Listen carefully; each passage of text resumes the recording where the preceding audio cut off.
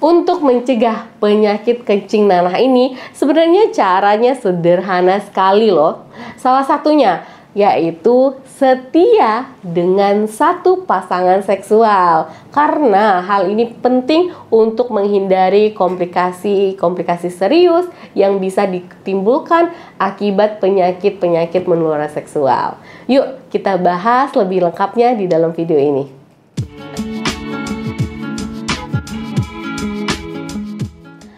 Hai, Assalamualaikum sahabat sehat. Apa kabarnya nih? Semoga Anda selalu sehat ya dimanapun berada, amin. Banyak cara yang dilakukan seseorang agar bisa mencegah dia terhindar dari suatu penyakit. Di dalam video ini kita akan membahas gimana sih cara mencegah penyakit kencing nanah atau dalam bahasa medisnya penyakit gonore.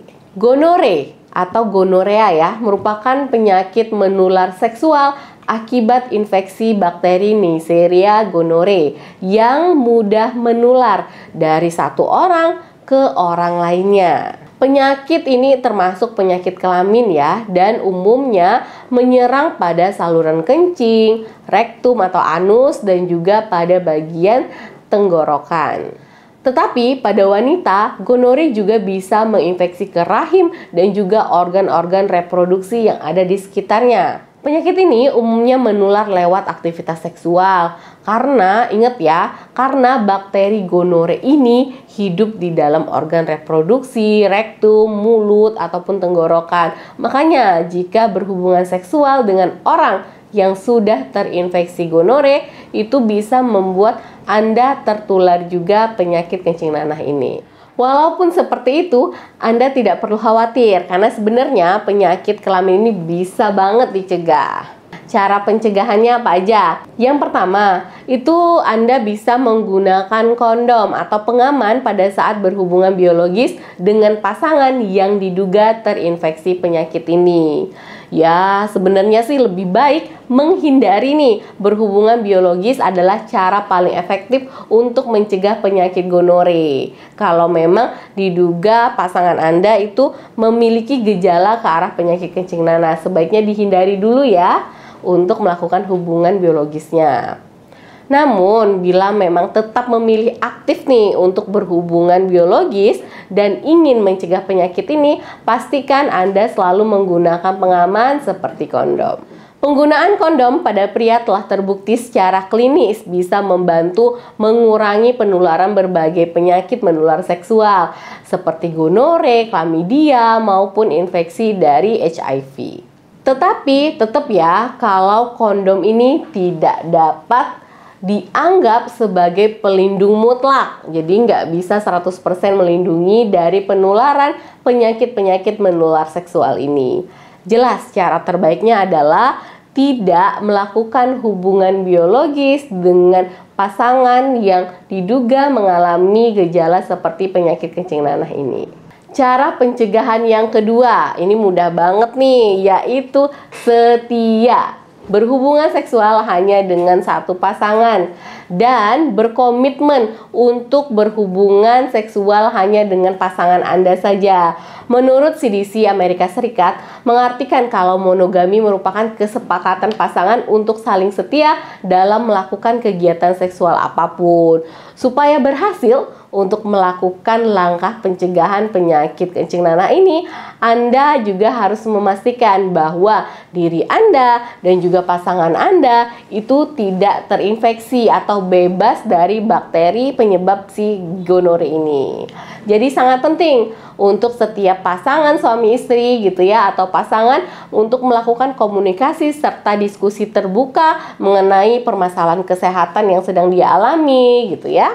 Kemudian cara yang ketiga, jelas ya, jangan dulu nih berhubungan dengan orang yang sedang terinfeksi kencing nanah ini. Karena kencing nanah atau gonore ini mudah menular melewati cairan yang ada pada area genital. Itulah mengapa penyakit kencing nanah ini sangat mudah menyebar melalui aktivitas seksual, baik melalui vaginal, anal ataupun oral ya. Jadi sebaiknya tidak melakukan hubungan biologis dengan orang yang terinfeksi penyakit GO ini. Jika pasangan Anda memang mengalami gejala ke arah gonore yang tampaknya terlihat jelas nih, kayaknya pasangan saya ada gejala ke arah kencing nanah nih, sebaiknya urungkan niat untuk berhubungan biologis dan lakukan segera pemeriksaan ke dokter kesayangan Anda agar penyakit ini tidak menyebar. Kemudian pencegahan yang bisa Anda lakukan yaitu melakukan pemeriksaan rutin. Nah, sepenting apa sih pemeriksaan rutin ini? Ternyata pemeriksaan rutin ini penting walaupun Anda merasa tidak mengalami gejala yang berarti. Kayaknya saya nggak ada gejala apa-apa nih dok, untuk apa sih saya diperiksa gitu ya? Karena ya ada banyak orang yang memang tidak menyadari bahwa dirinya ini sudah terinfeksi penyakit menular seksual. Ditambah lagi, beberapa penyakit ini memang tidak menunjukkan gejala apapun sampai tingkat keparahannya itu cukup parah. Pemeriksaan rutin sebagai langkah pencegahan penyakit kelamin sebaiknya dilakukan 1 tahun sekali, terutama jika memang Anda memiliki kriteria seperti ini ya.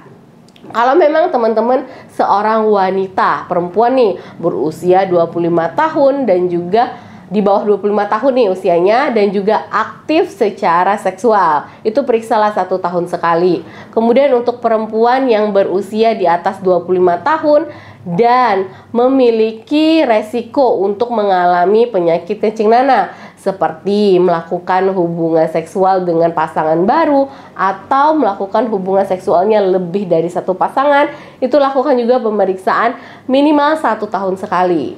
Kemudian untuk teman-teman yang memang mengidap penyakit HIV, itu boleh melakukannya juga pemeriksaan rutin tentang penyakit gonore ini 1 tahun sekali.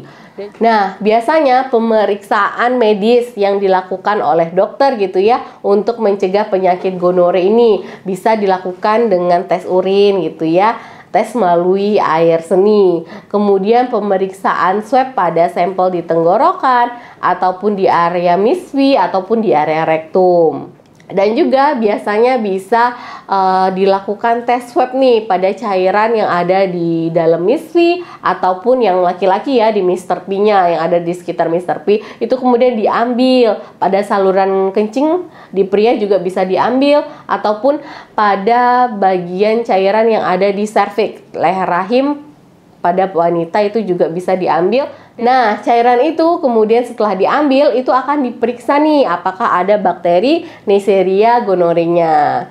Pemeriksaan rutin ini penting ya untuk dilakukan agar bisa mendeteksi penyakit yang tidak memunculkan gejala. Jadi kalau memang udah diketahui lebih awal ya penyakitnya, maka terapi juga bisa dimulai dengan lebih cepat. Selanjutnya bisa teman-teman lakukan yang kelima ya pencegahannya dengan berkumur-kumur menggunakan cairan antiseptik setelah berhubungan seksual.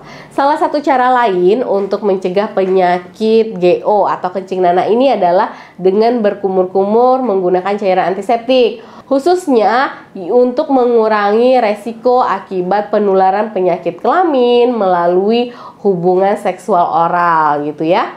Ada penelitian nih dalam sebuah jurnal tentang transmisi infeksi seksual itu melakukan pengujian nih terhadap cairan pembersih mulut dengan resiko penularan GO. Hasilnya dari penelitian itu berkumur menggunakan cairan antiseptik ini setelah berhubungan seksual dengan orang yang terinfeksi gonore atau kencing nanah itu ternyata mampu mengurangi resiko penularan dari infeksi bakteri tersebut. Hal ini karena kandungan aktif yang ada di dalam cairan pembersih mulut seperti alkohol itu bisa membantu membunuh sebagian besar bakteri penyebab GO pada mulut dan juga tenggorokan.